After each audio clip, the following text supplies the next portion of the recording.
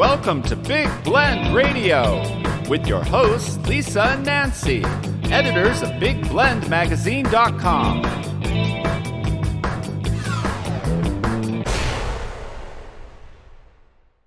Hey everyone, welcome to Big Blend Radio. Today we're excited to catch up with travel writer and author Kathleen Walls. She's been on Big Blend Radio quite a few times talking about various destinations across the country, but mostly the South. She loves the South and the Southeast. In fact, she's born in New Orleans. She lives in Florida. She likes to kayak with alligators, and that's where we really bonded on the first time she came on the show. And you're going to be hearing and seeing more of Katie on our shows. You know, we've been talking about this whole new set of panel discussions and programming starting this fall 2023. And she's going to be part of it with a whole bunch of other great people that you've heard of on the show before. And today, though, we just kind of want to reintroduce Katie and talk about her books, her upcoming books, her destinations that she loves to travel to, her travel writing. So I'm going to give you her websites, and that will be, all of that's linked in the show notes, whether you're watching this on YouTube or Facebook or listening in on Spotify, Apple, Google, wherever. So it is AmericanRoads.net is her website for her travels. And then you can go to KatieWalls.com, and that's K-A-T-Y for Kathleen, KatieWalls.com. And that's where you're going to learn more about her books. And her books are fiction and nonfiction. She likes ghosts, she likes history, and loves music. So she's definitely part of our Big Blend family. So welcome back, Katie. How are you? Well, thank you. I'm so glad to be involved with this, and I think it's a great project. And Yeah. yes, I do love music, as you said, and I've been doing a lot of music travel lately. The Rock and Roll Hall of Fame, the birthplace of country music, and going to be going to Dollywood again pretty soon. That's awesome. And you know what? I have to say, Dolly Parton is, we're losing so many icons lately, like Tony Bennett, Right. Robbie Robertson, Rodriguez, who's someone I grew up in South Africa listening to, is like the soundtrack of my youth. And America caught on to him later. But, you think about someone like Dolly Parton and the mark that she has made on this country. She does good, right?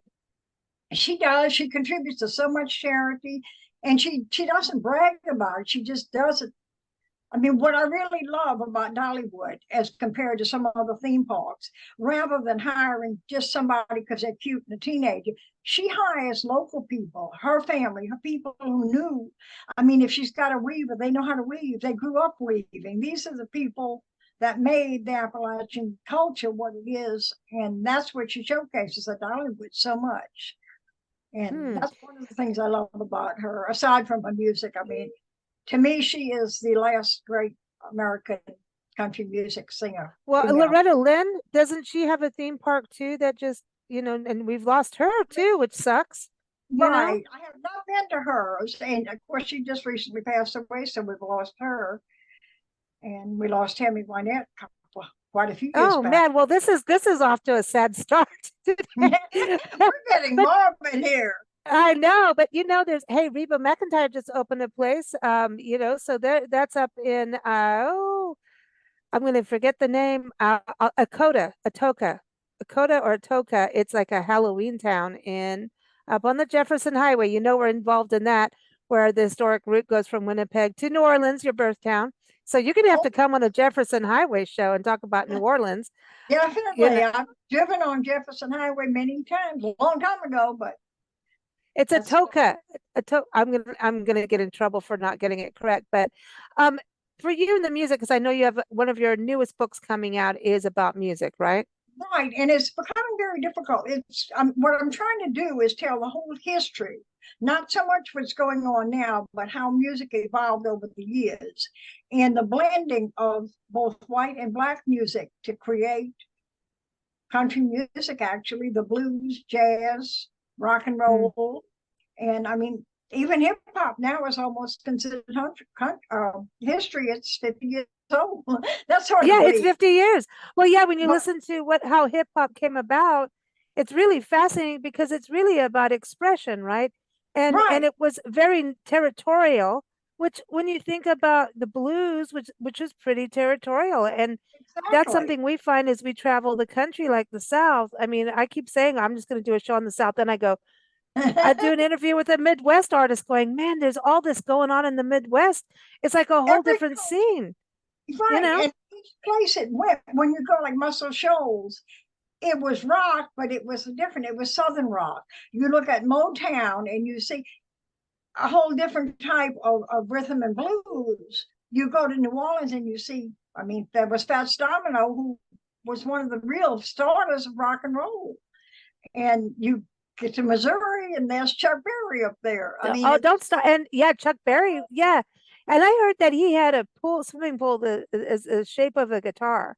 I don't know if that's true, but I heard that he did. could be. I had not heard Huh. that one. Well, he He was was, a naughty boy though. He had oh, little he peepholes was. in his, his restaurants, restrooms or something. Well, when you look at some of them, there's some of these people, when you look at Memphis, Sam Oh yeah. Phillips studio, I mean, I wouldn't want to be married to that guy. I mean, but look what he did. He brought rock and roll to us. Without him, Right. and what he was trying to do was a good thing. He was trying to merge what they call race music with what white people listen to and bring it together. And that's what he did with rock and roll. Smokey Robinson, I saw a film with him up at Motown, and that was one of the things that he commented on, was that when they played music down south, they'd start off and it was all segregated. Of course, this is back in the 50s and 60s. And black people are sitting one place, white people are sitting another place. But then they start playing, and the music gets everybody up there all dancing in the aisles together. And that's rock and roll has really done a lot for race relations. Well, do you think that music, I was reading a quote today about it was Jimi Hendrix actually, because this week, is this coming week, as we're recording now, is actually the anniversary of Woodstock. And 1969, and Jimi Hendrix famously closed playing the Star-Spangled Banner. And I was looking at quotes from him, and he said, music is the truth. That is the purest truth that we have. And I always say that about the arts, because I know you write about history a lot, even in your articles. When you travel, you cover history. And I remember talking with Milton Howery over in Memphis, in Memphis Travel, about, like, we were talking about the music. I said, but you can't really talk about the music without the history, and you can't talk about the history without the music. Do you find that as a travel writer and a music lover and a historian? And to me, when I go, I want to know what this place is about.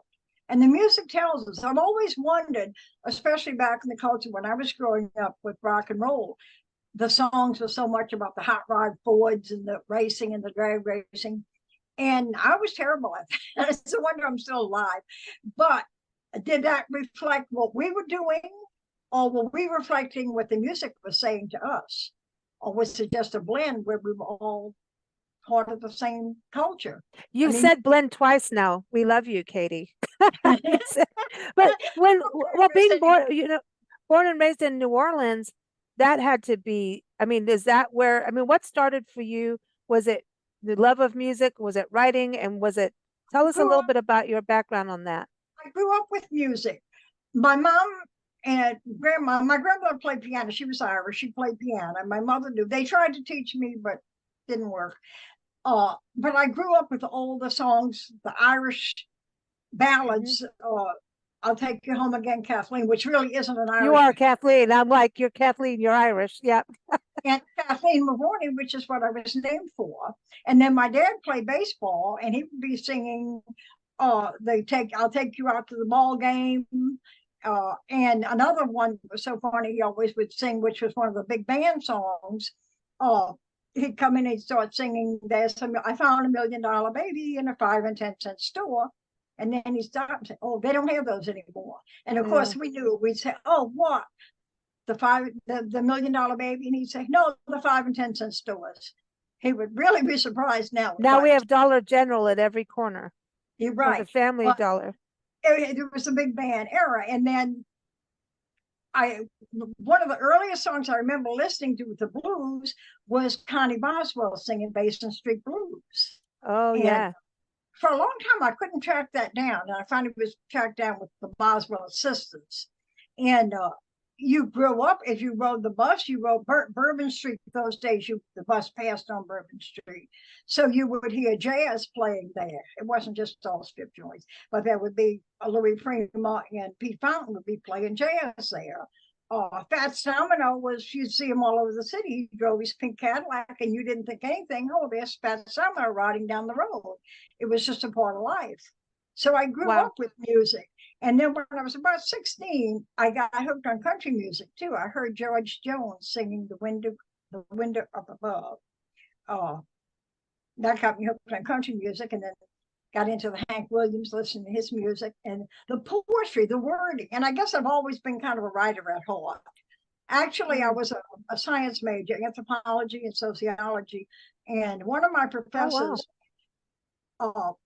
your papers are always the most interesting, but you're not being factual and dry and keeping it like a science paper should be. That should have told me something. But to me, just, the words of the country songs were what's so important. They were poetry, beautiful poetry. Yeah, and I think, that's so interesting you say that, because it's so interesting, even on our side doing the podcast and interviewing, and all of us writers interview people. Mm-hmm. And it sometimes takes the writer to tell people what the scientist or the professor is trying to teach the historian, because sometimes they're in it. They're the nuts and bolts. But the general public, if you want them to understand, they need that. They need the music in between. They need to have that. They need it. Yeah, they need to feel warm and fuzzy to learn, because if you're not raised with a scientific mind and now you want to get people to understand science, oh, good Lord. We need writers, and we need music. We need film. We need the arts I think the arts played one of the biggest roles of education of all time. I really do. Right. And it's being so sadly neglected, and that's a shame. I mean, science is important, but without the arts, that's what feeds your soul. So let's talk about ghosts. What got you into ghosts? Because you've got a lot of books on ghosts. You even go to the West. So some of your history books go West. So yeah, let's talk about haunted. Have you seen a ghost? Well, sort of. It was kind of a funny experience. I grew up again. My grandmother was Irish. And I remember her and my mom talking about this house that they had bought before she was ever married. My grandfather died when my mother was young, and it was my mother and my grandmother, and talking about this house. And I mean, my parents were very religious. They would not have lied for anything, but the experiences, I mean, they were there. They told them, and you couldn't deny that happened. And I got interested in it, of course, because of that. But then, of course, New Orleans has such a haunted history. And I lived in St. Augustine for a while too, which again is the oldest city. Look at it. It's not that unusual to think that, especially you would find like young Civil War soldiers. Some of these guys were 14, 15, 16, died suddenly, their whole life cut off and gone. Maybe they just weren't ready to move on. And in writing the books, I have found, obviously some things are just kind of urban myths and just make for a good story. And that was my cat, sorry about that.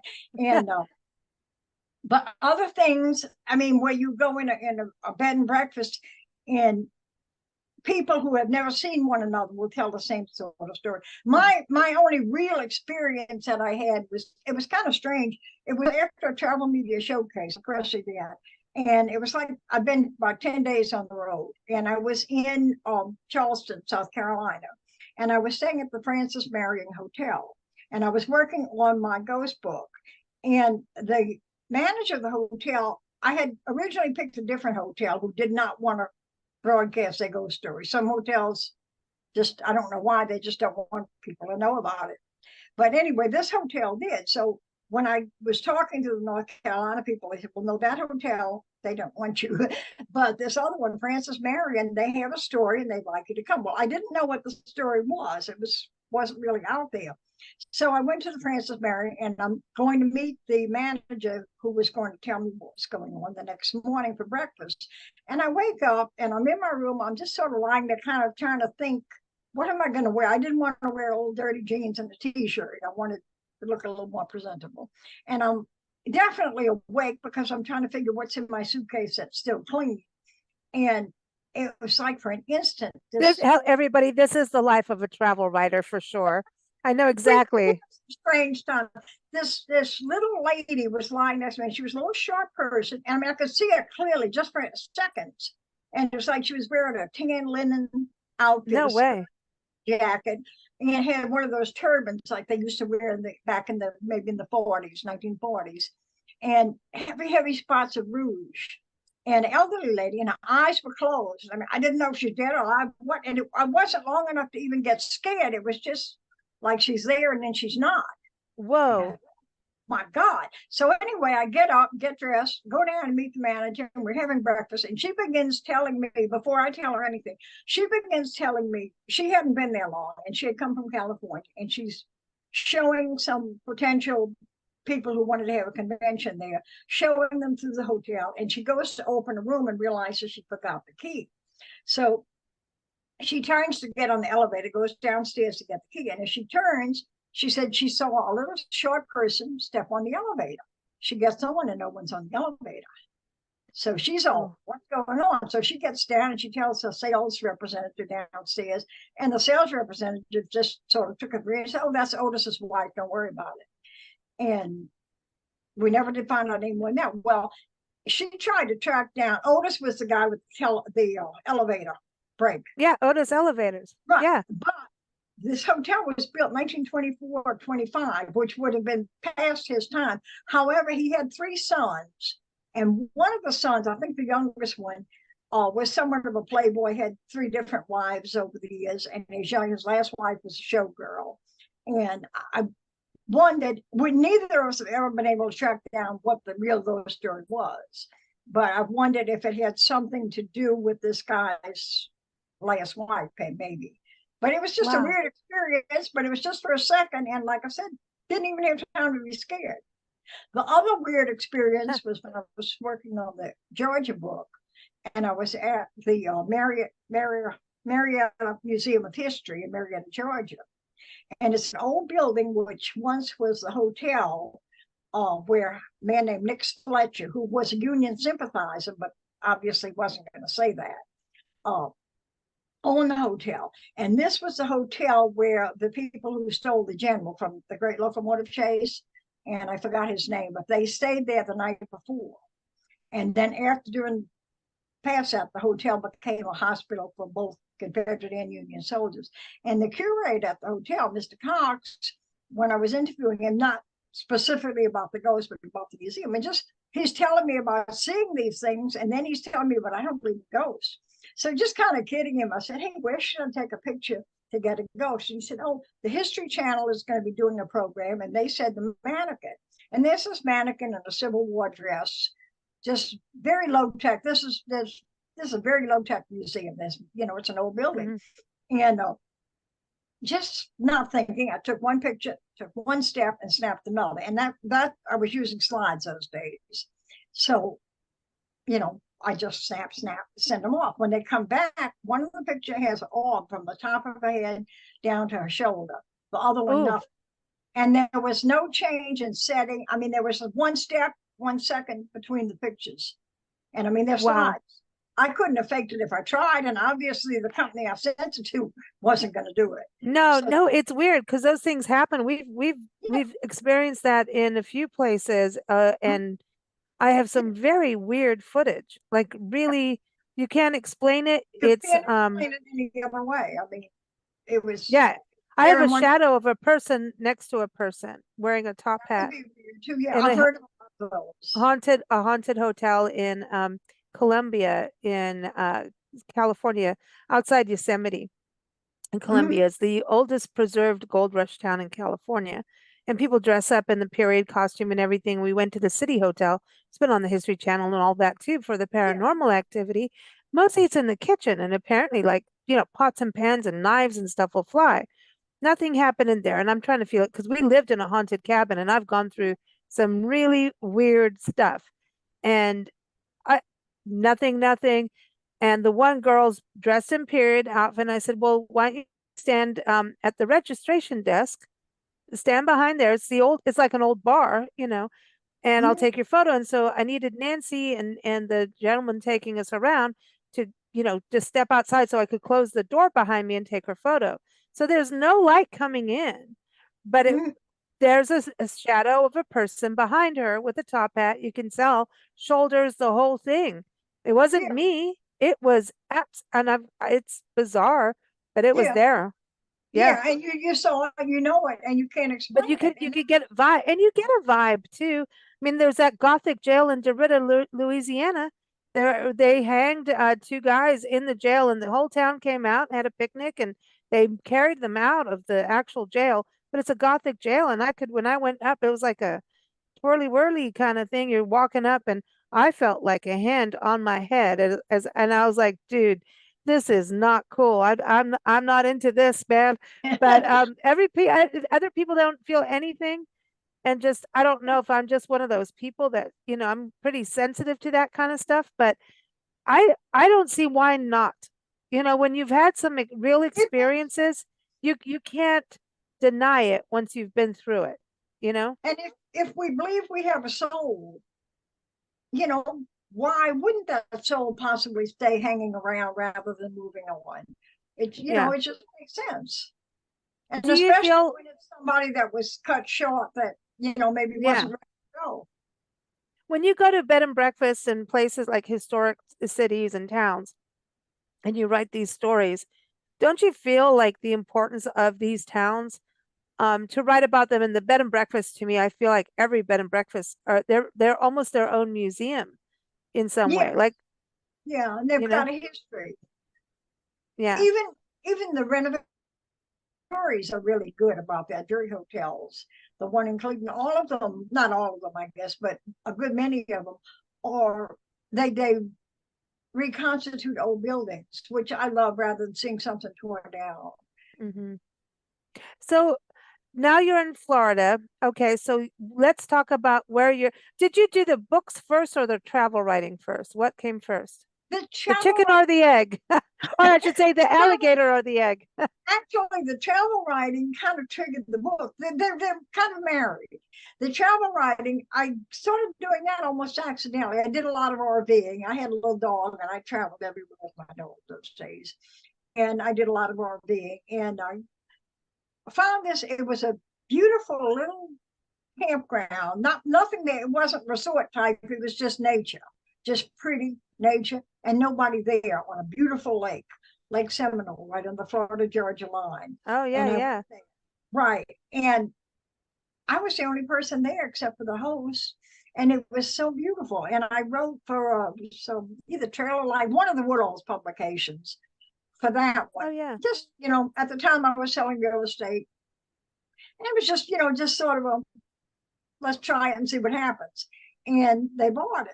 I think I got like probably about $75 or something. But it was just, it had me hooked after that. And then I began more seriously writing. Well, not too much longer after that, I was writing for Georgia Magazine. And they wanted 13 haunted spots in Georgia for their Halloween issue, the October issue. And I was limited to 1,800 words. And I had so much material left over. I was like, why don't I turn this into a book? And that's how Georgia's Ghostly Getaways came about. Okay, awesome. Yeah, I understand how that is. I mean, when you start traveling and you can't, when you go to, even if it's a 2-3 day visit, you walk away going, oh man, I got 10 stories and how am I going to do this? You have that problem? Oh, yes. And there's always so much, and most magazines limit you to so many words.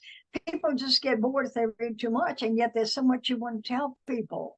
Yeah. And they're interesting, fun things they would want to know about if they're going there.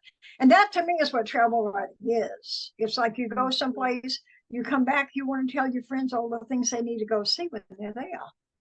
Yeah, exactly. I want to stand on the mountain, bang pots and pans and say, man, you all get off your butts, turn the TV off and get out there. It's amazing when you find places that are special. And honestly, I think every place I've never been anywhere. Nancy and I've never, that I know of or can remember, never been anywhere saying that you can walk away without finding a story or something cool. It may not be what typically people will call a destination, but there's always something. Don't you feel that?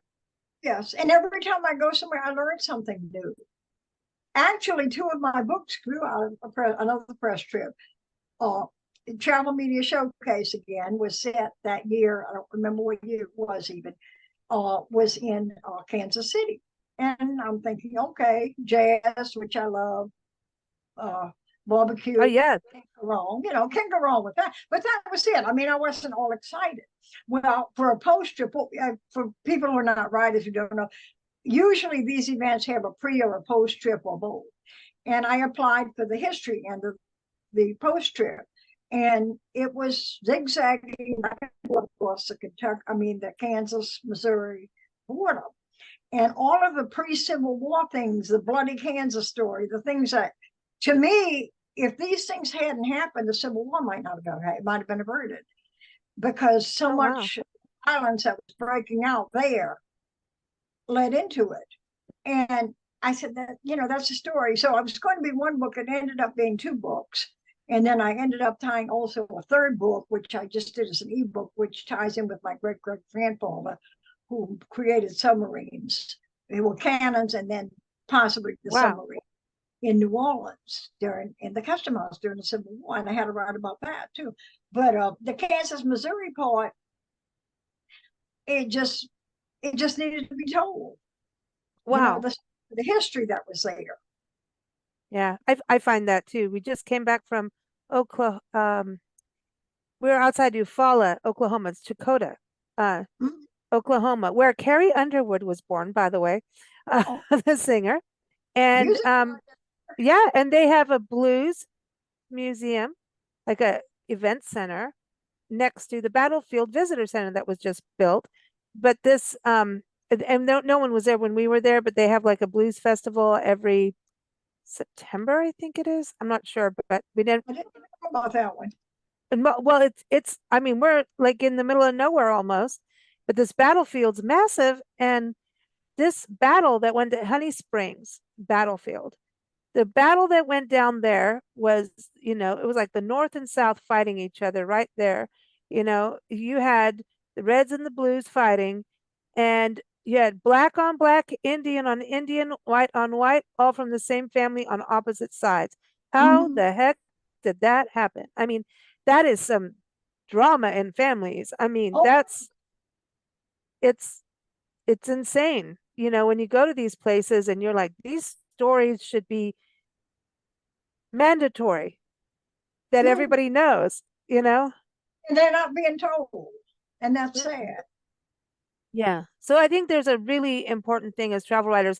As a travel writer, I know you belong to the International Food Wine Travel Writers Association and another association too, right? Because that's important to be part of these groups. Society of American Travel Writers too, both those two. Yeah. And yes, they are important. First off, it's amazing because we help one another. And we also help a little bit with promotions too sometimes. And of course, with the press trips. And the press trips, without the press trips, unless you're pretty well off, you don't make the kind of money in travel writing that you could afford to just hop in and go wherever you want. So the press trips are really important. Yeah, and that's a way for, destinations to get people there to share the story. It's a work. It's people think, oh, travel writers just get this big free ride, and it's not. It's not. It's work. We're working, and it's a trade because yourself, if you're reading something, a magazine, and you look in it, and there's one article that's written by an individual person who's been there, and another page that's just an ad paid for by the whatever place it is you're thinking of going, you're going to pay a lot more attention to what the individual person's saying because the ad's being paid for just to get you there. The person that's been there is an individual telling you what they saw when they were there.